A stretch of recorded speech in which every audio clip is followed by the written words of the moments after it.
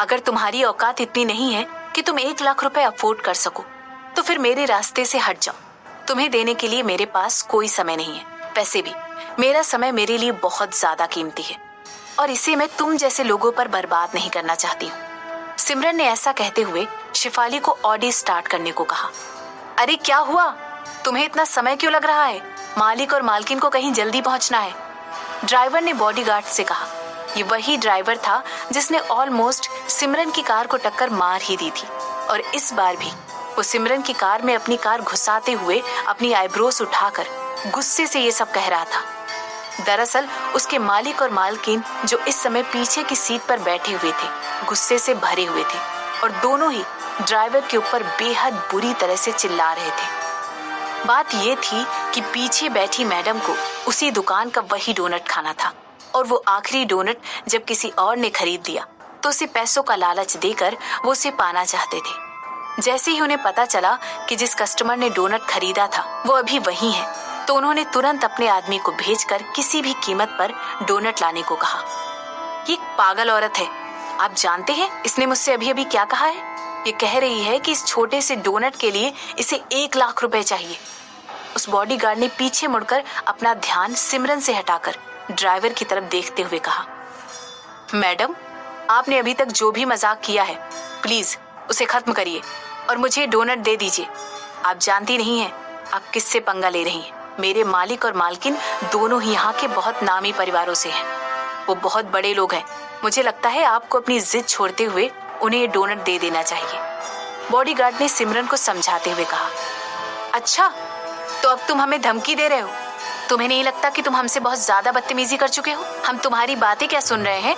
तुम तो इसका फायदा उठाकर जो मुंह में आ रहा है वो बोले जा रहे हो। तुम्हारी इतनी औकात नहीं है कि तुम मेरी मैम के लिए ऐसा कह सको। अब तुम मेरे रास्ते से हटते हो या मैं तुम्हें कुचलकर आगे निकल जाऊं। यकीन मानो ऐसा करने में मैं जरा भी हिचकिचाऊंगी नहीं। शिफाली ने बात की नजाकत को समझते हुए और अपनी ओर ध्यान खींचते हुए कहा। उसका यही लहजा सिमरन को बेहद पसंद था। तुम ऐसे नहीं मानोगी ना? रुको मैं अभी अपने मालिक से बात करके आता हूँ, वैन की तरफ बढ़ते हुए बॉडीगार्ड ने कहा। उसके मालिक ने किसी भी कीमत पर वो डोनट लाने के लिए कहा था, लेकिन क्योंकि इतनी देर अपना सर दुखाने के बाद भी जब वो डोनट नहीं मिला तो वो परेशान हो गया था। ये औरत तो मानने को तैयार ही नहीं है। इसीलिए उसे लगा कि इस बारे में अपने बॉस से बात करना ही सही रहेगा। हेमंत रायचंद ऐसे लोगों को ठीक करना बड़ी अच्छी तरह से जानता था। इसीलिए उस बॉडीगार्ड ने सोचा कि क्यों ना पूरा मामला अपने बॉस को बताया जाए, वही इस औरत की अकल ठिकाने लगा सकते हैं। इस सोचते सोचते वो वैन तक आ गया था। बॉस आपने मुझे जिस औरत से डोनट लाने के लिए कहा था वो औरत उसे बेचने से मना कर रही है, बल्कि वो तो इसके मुंह मांगे दाम मांग रही है। मुझे लगता है अब आपको उसे सबक सिखाना ही पड़ेगा। मैंने बहुत कोशिश की लेकिन वो मानने को तैयार ही नहीं है, बॉडीगार्ड ने अपनी बात को समझाते हुए कहा। तुम ऐसे कैसे बोल सकते हो? क्या तुम्हें दिखाई नहीं दे रहा है कि तुम्हारी मालकिन को वो डोनट चाहिए? किसी भी कीमत पर उसे वो ला कर दो। वो औरत जो भी दाम मांग रही है उसे वो दे दो, हेमंत ने चिढ़कर अपने बॉडीगार्ड पर चिल्लाते हुए कहा। दरअसल रिद्धिमा ने हेमंत को एक जरूरी मीटिंग के बीच से उठाकर सिर्फ एक डोनट के लिए यहाँ बुलाया था। जब हेमंत ने मना करने की कोशिश की तो रिद्धिमा ने रोना शुरू कर दिया। यहाँ तक कि उसने हेमंत से ये भी कह दिया कि उसे अपने होने वाले बच्चे की कोई परवाह ही नहीं है।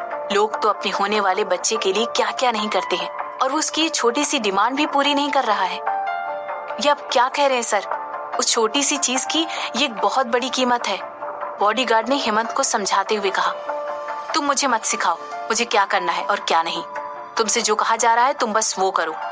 मैंने कहा ना वो जो दाम मांग रही है उसे दे दो। तुमने सुना नहीं? तुम अभी तक यहाँ खड़े क्या कर रहे हो? जल्दी जाओ और वो डोनट लेकर आओ, हेमंत ने अपने बॉडीगार्ड को डांटते हुए कहा। हेमंत डार्लिंग शांत हो जाओ, रिद्धिमा ने प्यार से हेमंत की पीठ पर हाथ थपथपाते हुए कहा और फिर बॉडीगार्ड से पूछा, आखिर वो उस डोनट की कितनी कीमत मांग रही है? मैडम आपको पता भी है वो पागल औरत उस छोटे से डोनट की 1 लाख रुपए मांग रही है, बॉडीगार्ड ने रिद्धिमा को बताते हुए कहा। क्या? हेमंत और रिद्धिमा ने एक साथ चौंकते हुए पूछा। क्या कह रहे हो? 1 लाख रुपए? हेमंत का तो जैसे माथा ही ठनक गया हो। उसके पास हमेशा ऐसे लोगों से जूझने के लिए कोई ना कोई तरकीब मौजूद रहती थी, पर आज वो अपने पेशेंस को खो बैठा था। हेमंत के चेहरे पर गुस्सा देखकर मौके का फायदा उठाते हुए बॉडीगार्ड ने तुरंत ही आग में घी डालने का काम किया। आखिर हेमंत को उसके चिड़चिड़ेपन के लिए जाना जाता था। उसके बॉडीगार्ड को लगा कि अगर वो हेमंत को उकसा देगा तो उस पागल औरत को अच्छा सबक मिलेगा। इसीलिए उसने हेमंत को उकसाते हुए कहा, सर, उस औरत को देखने के बाद ऐसा लगता है जैसे वो कोई बहुत छोटा सा बिजनेस चलाती है। हालांकि उसे देखकर ऐसा बिल्कुल भी नहीं लगता कि उसे पैसों की इतनी ज्यादा जरूरत है। जहां तक मुझे लगता है वो ये सब हमें परेशान करने के लिए कर रही है। नहीं तो एक डोनट के लिए भला कौन किसी को इतना तंग करता है। हेमंत डार्लिंग, हमारे बच्चे को वो डोनट चाहिए ही चाहिए। प्लीज, क्या तुम अपने बॉडीगार्ड को बोलकर कुछ ऐसा नहीं करवा सकते कि वो औरत हमें डोनट देने पर मजबूर हो जाए? रिद्धिमा ने बुरा सा मुंह बनाते हुए कहा। उसके इरादे बिल्कुल साफ थे। वो जानती थी कि हेमंत उसके ऊपर जान छिड़कता था और उससे बेहद प्यार करता था। रिद्धिमा को पूरा विश्वास था कि हेमंत उसे खुश करने के लिए कुछ भी कर सकता था। यहाँ तक कि वो रिद्धिमा की खुशी के लिए 1 लाख रुपए खर्च करने से पहले एक बार भी नहीं सोचता।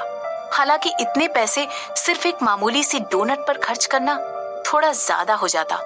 रिद्धिमा बहुत सोचने के बाद इस नतीजे पर पहुंची कि जो कुछ भी उसका बॉडीगार्ड कह रहा था वो सच हो सकता है, और हो सकता है वाकई में वो औरत उन लोगों के लिए जानबूझकर मुसीबत खड़ी कर रही हो सकता है वो ये ना जानती हो कि हम कौन हैं और उसे हमारी पार का अंदाजा ना हो, इसलिए उसने ऐसा करने की हिम्मत की हो। यही सब सोचते हुए रिद्धिमा ने अपने बॉडीगार्ड से आखिर पूछ ही लिया, सुनो, जरा इधर आओ। क्या तुमने उस पागल औरत को हमारे बारे में नहीं बताया? क्या तुमने उसे ये नहीं बताया कि हम लोग कौन हैं और कितने बड़े घराने से ताल्लुक रखते हैं, और तुम्हारे मालिक का इस शहर में क्या रुतबा है? नहीं मैडम, मैंने उसे ऐसा कुछ भी नहीं बताया। दरअसल मुझे लगा कि वो पहले से ही इस बारे में जानती होगी। आखिर इस शहर में आप लोगों के बारे में कौन नहीं जानता है? बॉडीगार्ड ने रिद्धिमा को मक्खन लगाते हुए और अपनी गलती पर पर्दा डालते हुए कहा। शायद उसे लगा कि रिद्धिमा इतनी बड़ी कलाकार है, सुपरस्टार है कि उसे शहर में हर कोई जानता है, और ज्यादातर लोग तो रिद्धिमा के फैंस ही होते हैं। इसलिए वो रिद्धिमा की वैन देखकर ही उसे पहचान जाते हैं। तो शायद ये भी उनमें से एक ही होगी, और वो भी रिद्धिमा की गाड़ी देखकर उसे पहचान गई होगी। तो तुम उसे अपने सर का विजिटिंग कार्ड क्यों नहीं देकर आए? इसके बाद वो आसानी से वो डोनट 50 रुपए में दे देती। रिद्धिमा ने हेमंत की शेखी भगाड़ते हुए कहा। रिद्धिमा का इरादा बिल्कुल सिंपल था।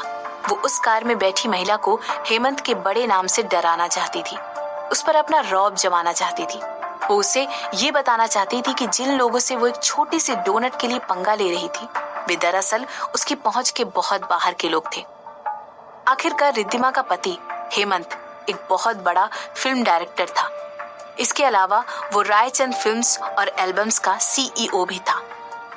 इस शहर के ही क्या बल्कि पूरे इंडिया के लोग हेमंत को अच्छी तरह जानते थे। अपने नाम और शोहरत के बल पर वो बेहद मशहूर था। अगर जो कुछ भी हेमंत के बॉडीगार्ड ने उस औरत के बारे में कहा था वो सच था, तो वो ऐसा कुछ करने की हिम्मत तो नहीं कर सकती थी। और अगर वो एक छोटा सा बिजनेस चलाने वाली औरत थी तो वो किसी इतने बड़े आदमी को ऑफेंड नहीं कर सकती थी, और वो भी किसी रायचंद को तो कभी नहीं। रिद्धिमा ने मन ही मन बोला। रिद्धिमा की बातें सुनकर उसका बॉडीगार्ड सेटिस्फाई होकर ऐसे जाने लगा मानो रिद्धिमा ने उसे कोई गुरु मंत्र दे दिया हो, और ऐसा सोचते हुए उसने कहा, रिद्धिमा मैडम बहुत समझदार है, मैं वैसा ही करूंगा जैसा कि उन्होंने कहा है।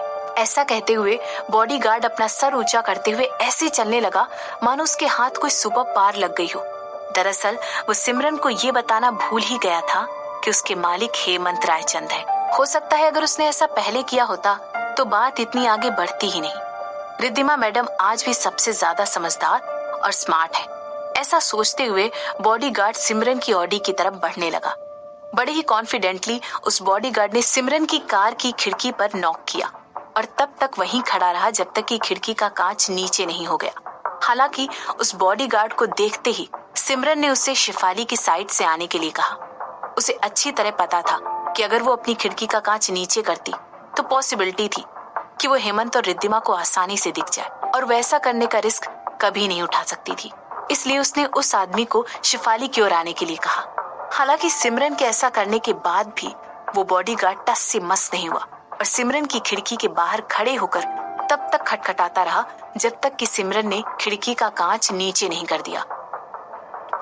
जब बहुत देर तक सिमरन ने अपनी खिड़की का कांच नीचे नहीं किया और बॉडीगार्ड को बार बार शिफाली की तरफ से आने के लिए कहती रही। जब बॉडीगार्ड के पास सिमरन की बात मानने के अलावा कोई चारा ही नहीं बचा, तो वो अपने पैर पटकते हुए शिफाली की साइड चला गया। बेवजह ही मन वो इन दोनों औरतों से नफरत करने लग गया था, और जो औरतें उसे बेहद नापसंद थी वो थी सिमरन। पहले तो मैं आपको बताना चाहता हूँ कि मेरे बॉस हेमंत रायचंद एक बहुत बड़ी कंपनी के सीईओ हैं। वो कोई छोटे मोटे आदमी नहीं है जिन्हें नाराज करके आराम से रहने का जोखिम आप उठा सके। मैं आपसे शांति से बात करने आया हूँ, इसीलिए आप भी थोड़ा कोऑपरेट कीजिए। मैं आपसे ये डोनट 50 रुपए में खरीद सकता हूँ, और अगर आप चाहें तो मैं आपको अपने बॉस का विजिटिंग कार्ड भी दे सकता हूँ, जिसमें उनका मोबाइल नंबर भी लिखा हुआ है। अगर आप समझदार हैं तो मेरे इस ऑफर को ठुकराएंगे नहीं। बॉडीगार्ड ने बड़े ही कॉन्फिडेंस के साथ कहा। एक समझदार बिजनेसमैन इतने बड़े ऑफर को ठुकराने का जोखिम नहीं उठाएगा, बल्कि वो तो इसे एक अपॉर्चुनिटी की तरह लेगा। बॉडीगार्ड ने अपनी बात को आगे बढ़ाते हुए कहा, हालांकि ये आपकी काबिलियत पर भी निर्भर करता है कि आप उन्हें किस तरह इम्प्रेस कर सकती हैं। अगर आपकी कंपनी बेहद अच्छी है तो मुझे यकीन है कि सर को आपकी कंपनी में इन्वेस्ट करने में कोई प्रॉब्लम नहीं होगी। आखिरकार वो एक दिलदार आदमी है। मुझे लगता है कि इस डोनट की इतनी कीमत आपके लिए काफी होगी। अब तो खुश है ना? उसे लगा इतना अच्छा ऑफर सुनकर सिमरन खुशी से झूम उठेगी और तुरंत ये ऑफर एक्सेप्ट करते हुए हाँ कह देगी। उसे लगता था हेमंत का नाम इतनी बड़ी हस्तियों में से है कि उसे मना करना किसी के लिए भी लगभग नामुमकिन था। लेकिन किसे पता था कि उस बॉडीगार्ड की बात सुनकर वो दोनों औरतें उसका मजाक उड़ाते हुए जोर जोर से हंसने लगेंगी। उनकी आंखों में उनकी खुशी साफ झलक रही थी। चलो यहाँ से शिफाली, सिमरन ने शिफाली को ऑर्डर देते हुए कहा। सिमरन की बात सुनते ही ऐसा लग रहा था कि मानो बॉडीगार्ड के मुंह से किसी ने जवान निकाल दी हो। उसे विश्वास ही नहीं हो रहा था कि इतना सब कुछ कहने के बावजूद भी सिमरन ने उसकी बात पर जरा भी ध्यान नहीं दिया, और उसकी बात मानने की बजाय वो वहां से निकलने की बात पर ही अड़ी रही। उसे अभी तक समझ में नहीं आ रहा था कि सिमरन ने इतना अच्छा ऑफर सुनने के बाद भी उसे एक्सेप्ट क्यों नहीं किया। उसे लग रहा था कि कहीं सिमरन ने उसका ऑफर ठीक से सुना भी है या नहीं। क्या वाकई में ये औरत इतनी पागल थी? ये चुड़ैल इतनी बेवकूफ कैसे हो सकती थी कि इतना अच्छा ऑफर इतनी आसानी से ठुकरा कर चली जाए? कोई भी इंसान अपने पूरे होश में ऐसी बेवकूफी करने की सोच भी नहीं सकता था।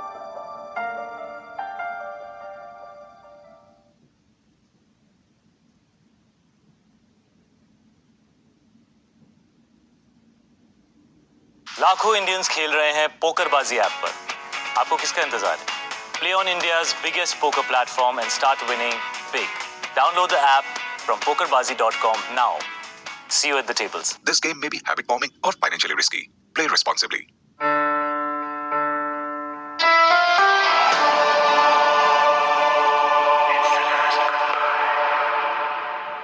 मुझे उस औरत के बारे में जल्द से जल्द पता लगाकर बताओ, रिद्धिमा ने ऑर्डर देते हुए कहा।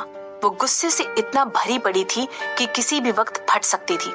उसने मुंह बनाते हुए अपने दोनों हाथ फोल्ड कर लिए और गुस्से में मुंह फुलाकर बैठ गई। आखिर पहली बार किसी की इतनी हिम्मत हुई थी कि रिद्धिमा को मना कर सके। उस औरत ने रिद्धिमा के भेजे हुए बॉडीगार्ड का प्रपोजल ठुकरा दिया था। तो इसका मतलब या तो वो बेवकूफ थी या सबसे बड़ी बेवकूफ थी। रिद्धिमा, रिद्धिमा, मेरी बात सुनो। चुप हो जाओ, शांत हो जाओ, ठीक से सांस लो। तुम जानती भी हो तुम कितना गलत कर रही हो। तुम्हारा इतना गुस्सा करना ना तो तुम्हारी सेहत के लिए ठीक है और ना ही हमारे होने वाले बच्चे की सेहत के लिए। प्लीज, हेमंत ने रिद्धिमा को शांत कराते हुए कहा। इस समय हेमंत का बर्ताव बिल्कुल एक शांत स्वभाव सज्जन आदमी की तरह था। उसने अपनी सारी परेशानियों और गुस्से को एक तरफ करते हुए रिद्धिमा से बहुत प्यार से बात करना शुरू कर दिया। इसके पहले जो कुछ भी हुआ था उस सारी बातों से हेमंत भी बेहद परेशान था। आखिर रिद्धिमा ने हेमंत को बीच मीटिंग से उठाकर बुलाया था। वो अपना सारा काम छोड़कर सिर्फ रिद्धिमा की ख्वाहिश पूरी करने के लिए वहां आया था, लेकिन फिर भी उसने ये सारी बातें भुलाकर अपनी बीवी और उसके होने वाले बच्चे की सेहत पर ध्यान देना ज्यादा जरूरी समझा।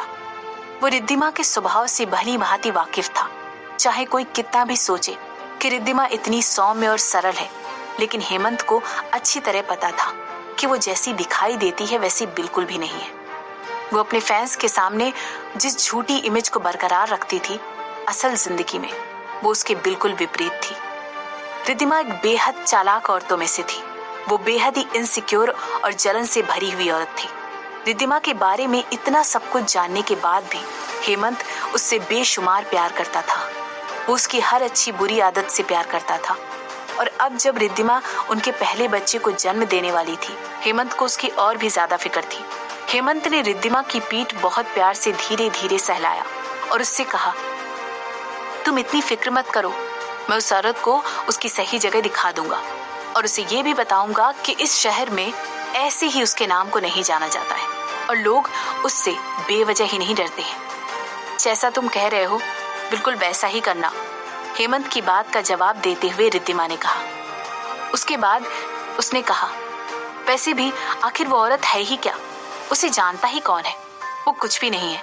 वो एक बहुत ही छोटे से बिजनेस की मालकिन है और तब भी उसकी इतनी मजाल कि वो मेरा और मेरे सारे लोगों का मजाक उड़ा सके, हमें एक छोटी सी चीज के लिए मना कर सके। उसे तो सजा मिलनी ही चाहिए। हेमंत के पास रिद्धिमा के पास बैठकर उसकी बातें सुनने के अलावा और कोई चारा नहीं था। वो अपनी बीवी की बातें बड़े ही प्यार से सुनता रहा। रिद्धिमा दुनिया भर की बातें बस बोले चली जा रही थी और हेमंत इंतजार कर रहा था कि कब रिद्धिमा की पूरी भड़ास निकल पाएगी और वो कुछ देर शांति से बैठेगी। कभी कभी हेमंत को विश्वास ही नहीं होता था कि आखिर उसे रिद्धिमा की कौन सी बात सबसे ज्यादा पसंद थी। ऐसी कौन सी बात थी जिसकी वजह से उसने रिद्धिमा को पसंद किया। ना तो वो एक धार्मिक औरत थी, ना ही वो दयालु थी। तो आखिर हेमंत ने उसे किस वजह से पसंद किया था। आखिर कैसे हेमंत ने रिद्धिमा की बहन को छोड़कर उससे शादी कर ली, जबकि सिमरन बेहद पढ़ी लिखी और अच्छी औरत थी और रिद्धिमा अपनी बहन के बिल्कुल उलट थी। रिद्धिमा सिमरन के कंपैरिजन हेमंत की कोई भी बात इतनी आसानी से नहीं मानती थी। रिद्धिमा बेहद चालाक और तेज जबान की औरत थी। शायद यही वजह थी कि वो औरों से बेहद अलग थी और शायद यही वजह थी कि वो हेमंत को बेहद पसंद थी। शायद रिद्धिमा का हेकड़ी भरा अंदाज और उसका डोमिनेटिंग एटीट्यूड ही था जिसकी वजह से उसका दिल उसकी तरफ खींचा चला गया था और उसने उस पर हमेशा से ही ज्यादा ध्यान दिया। ऐसा सोचते हुए हेमंत की यादें ताजा हो गई और उसे सिमरन की बुरी किस्मत के लिए दुख होने लगा। सिमरन की केवल एक गलती थी कि उसने अपनी सौतेली माँ और सौतेली बहन के खिलाफ बोलने की कोशिश की थी और इसी वजह से उसे वो सब भुगतना पड़ा जिसकी वो कभी भी हकदार नहीं थी। उसे ना केवल अपनी इज्जत गंवानी पड़ी बल्कि अपना घर भी छोड़कर जाना पड़ा। इस बात को 7 साल गुजर चुके थे, लेकिन अब भी ये बात हेमंत की यादों में इस कदर ताजा थी मानो कल की ही बात थी। दरअसल ये सब कुछ बहुत पहले ही हो जाना चाहिए था, लेकिन ऐसा ना होने की वजह सिर्फ दादी माँ थी, क्योंकि वो घर की सबसे बड़ी थी। इसलिए वो सिमरन को बचाने के लिए हर समय मौजूद रहती थी। उनके दिल में सिमरन के लिए सॉफ्ट कॉर्नर था। शायद यही वजह है कि रिद्धिमा और उसकी माँ को हर वक्त सिमरन को देखकर इतना बुरा लगता था और इसी वजह से उन दोनों ने प्लान बनाकर दादी माँ को अपने रास्ते से हटा दिया था। हेमंत के पास सिमरन के लिए बुरा फील करने के अलावा और कोई चारा नहीं था। उसे कभी कभी सिमरन के लिए बेहद अफसोस होता था। उसे सिमरन की कहानी का इतना बुरा अंत होने के लिए बहुत बुरा लगता था। 7 साल पहले सिमरन की सौतेली बहन और सौतेली माँ ने सिमरन की ड्रिंक में दवाई मिलाकर उसे बेहोश कर दिया था और इसके बाद उसी का फायदा उठाकर मीडिया के सामने झूठे सबूत पेश कर दिए थे। इन सब की वजह से कपूर खानदान की सबसे बड़ी बेटी की बेइज्जती तो हुई ही, साथ ही कपूर खानदान की इज्जत भी सरेआम बाजारों में नीलाम हो गई और इसी वजह से सिमरन को घर से बाहर निकाल दिया गया और मौके का फायदा उठाकर हेमंत ने भी सिमरन से अपनी एंगेजमेंट तोड़ दी। आखिर किसने सोचा था कि सिमरन इस कदर टूट जाएगी कि वो शराब पीने लगेगी और दुखी होकर शराब पीने के लिए एक बार में जाकर बैठ जाएगी और वहां उसे एक अनजान आदमी मिलेगा जिसके साथ उसकी कुछ अश्लील तस्वीरें खींच ली जाएंगी। एक के बाद एक करके सिमरन अपनी बहन और माँ के जाल में फंसती चली गई, लेकिन सिमरन की ऐसी तस्वीरें सबके सामने आएंगी ऐसा तो उसकी सौतेली माँ मिसेस लीना कपूर ने भी नहीं सोचा था। जैसे ही मिसेस कपूर को ये खबर मिली, उन्होंने झट से इस बात का फायदा उठाते हुए सिमरन के 10% शेयर्स कपूर खानदान के बिजनेस में वापस मिला दिए। दरअसल रिद्धिमा और उसकी माँ ने बड़े ही सोच समझकर बहुत ही प्लानिंग के साथ सारा जाल बिछाया था और उन्होंने ये सब कुछ सिर्फ और सिर्फ सिमरन की जिंदगी बर्बाद करने के लिए किया था और वो इसमें कामयाब भी हो गए। मगर हेमंत का दिल कभी नहीं माना और ना ही कभी उसने सिमरन की जिंदगी बर्बाद होने के लिए अपनी पत्नी या सासू माँ दोनों में से किसी को इसका जिम्मेदार ठहराया। आखिरकार बड़े बड़े घरों में प्रॉपर्टी, पावर और पैसों के लिए इस तरह की धोखाधड़ी तो बड़ी ही आम बात थी। अक्सर ही देखा गया है कि बड़े घर जिनमें धन दौलत पूरी तरह से भरी रहती है, वहाँ के लोगों के दिल बहुत ही छोटे होते हैं। और वैसा ही कुछ हाल कपूर खानदान का भी था। छोटी फैमिली के लोगों के साथ ऐसा होना बड़ी आम बात थी। सिमरन का ना तो कोई वजूद था और ना ही कोई सपोर्ट। वो बिल्कुल अकेली थी। ऐसे में उसे अकेली ही सारी मुसीबतों का सामना करना था। सिमरन को भी किसी गंदे कपड़े की तरह या दूध में से मक्खी की तरह निकाल कर फेंक दिया गया। दरअसल सिमरन पैदाइश से ही बेहद सीधी लड़की थी और यही उसकी सबसे बड़ी गलती थी।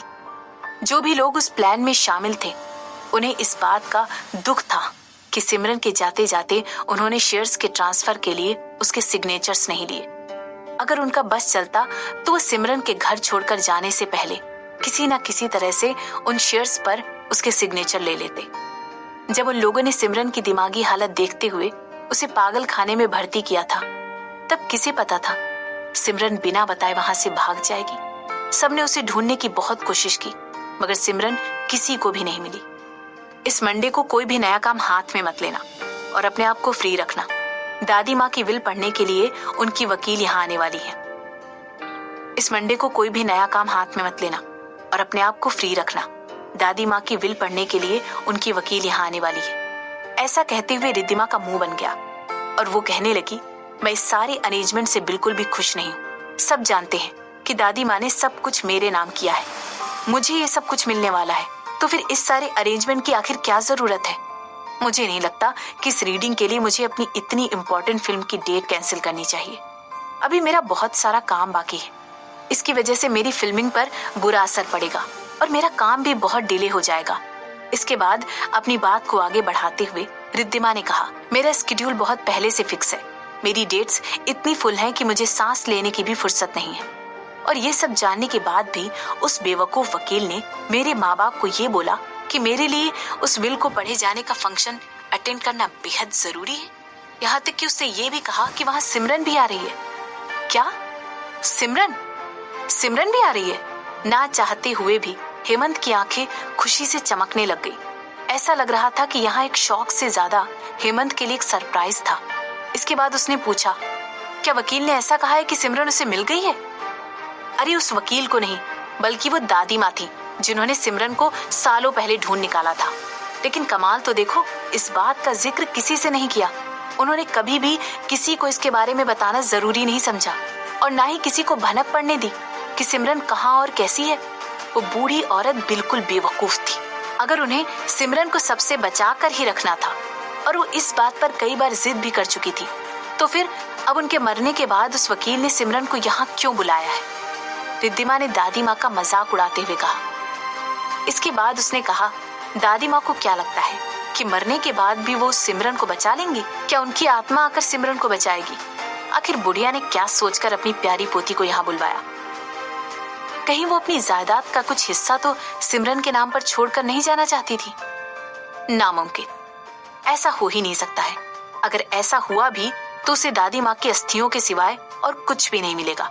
अगर दादी माँ को सच में उसकी कोई फिक्र थी तो हो सकता है उन्होंने उसके लिए दान के नाम पर कुछ 1 लाख रुपए अपने बैंक अकाउंट में छोड़े होंगे। इससे ज्यादा आखिर वो सिमरन के लिए कर ही कह सकती थी। रिद्धिमा ने जम्हाई लेते हुए कहा। ऐसा लग रहा था कि मानो जो कुछ भी हो रहा था उससे रिद्धिमा को कोई खास फर्क नहीं पड़ रहा था। इसके बाद रिद्धिमा ने अपनी बात को कंटिन्यू करते हुए कहा, खैर जो भी हो, मैं बेसब्र हूँ ये देखने के लिए कि अब वो मामूली सी लड़की इतने सालों बाद आखिर दिखती कैसी है। वो यहाँ से 7 साल पहले बिना कुछ लिए खाली हाथ भाग गई थी। कोई पैसा नहीं, कोई कपड़ा नहीं, उसने यहाँ से कुछ लिया भी नहीं था। मैं तो ये सोच रही हूँ कि वो अभी तक जिंदा कैसे बच गई। आखिर उसने इतने साल बिना कपड़ों और बिना पैसों के कैसे गुजारे होंगे। इसके बाद रिद्धिमा उठी और स्टेज की तरफ झुकते हुए उसने अपनी आंखें बंद कर ली। उसकी नजर में सिमरन का कोई वजूद नहीं था। उसकी नजरों में सिमरन सिवाय कूड़े के कुछ भी नहीं थी। वो सिमरन को इतना मामूली मानती थी जैसे कि सिमरन उसके पैरों की धूल हो। अगर रिद्धिमा की नजरों में देखा जाए तो सिमरन और उसकी माँ इस लायक भी नहीं थे कि वो रिद्धिमा की पैरों की जूती बन सके या उसके जूते साफ कर सके। जब रिद्धिमा ये सब बोल रही थी तब हेमंत अलग ही ख्यालों में खोया हुआ था। उसने रिद्धिमा की बातों पर गौर करते हुए सोचा कि क्या सच में सिमरन वापस आ गई है। उसके दिमाग में सिर्फ और सिर्फ यही बात बार बार गूंज रही थी। और अगर उसकी पत्नी की मानी जाए तो सिमरन अभी भी जिंदा थी और स्वस्थ थी। हेमंत ने ऐसा कभी भी नहीं सोचा था। उसे कभी नहीं लगा था कि सिमरन कभी वापस भी आएगी। उसने कभी सोचा भी नहीं था कि उसे सिमरन से मिलने का दोबारा मौका मिलेगा। जब 7 साल पहले सिमरन सब कुछ छोड़कर गायब हो गई थी तब सभी ने ऐसा सोचा था कि सिमरन से उसकी बेइज्जती बर्दाश्त नहीं हुई, इसीलिए वो सब कुछ छोड़ छाड़ कर वहां से रातों रात हवा हो गई। यहाँ तक कि रिद्धिमा और उसकी माँ ने काफी लोगों से पूछताछ की। उन दोनों ने तो शहर के कई मुर्दा घरों में भी जांच करवाई। उसके बारे में दूसरे शहरों में भी पता लगाने की कोशिश की, मगर उनके हाथ सिमरन की कोई खबर नहीं लगी। ये सिलसिला कुछ सालों तक चलता रहा और आज अचानक सब कुछ शांत हो गया है। तब कहीं से सिमरन अचानक कहां से आ गई? सभी को ये लगा था कि सिमरन या तो मर गई होगी या तो देर सवेर उसके साथ कुछ बुरा होने की खबर आएगी। खैर फिर भी समय बीतता रहा और कुछ भी नहीं हुआ। ना तो सिमरन की कोई खबर आई और ना ही सिमरन खुद वापस आई। इसके बाद सब लोग उसके बारे में पता लगाते लगाते थक गए और धीरे धीरे उसे भुलाने लगे। हेमंत को इन सारी चीजों की कोई खास परवाह नहीं थी, ना ही उसे सिमरन की फिक्र हो रही थी। उसे सिमरन कभी भी पसंद नहीं थी। वो पहले उसकी बहुत इज्जत करता था, लेकिन जैसे ही उसे पता चला कि वो किसी दूसरे आदमी के साथ इंटीमेट हो चुकी है और इस बारे में उसने हेमंत को बताना जरूरी भी नहीं समझा।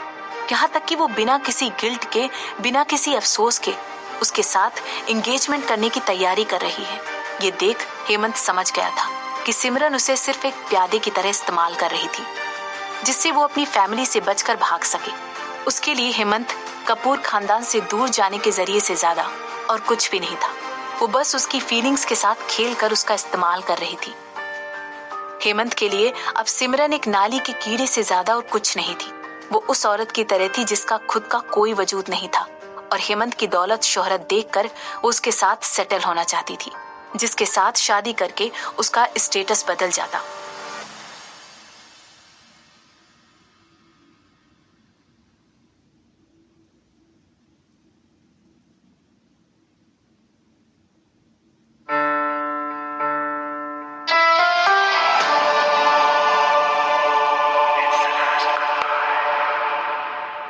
यहाँ हेमंत और रिद्धिमा आपस में बातें कर रहे थे।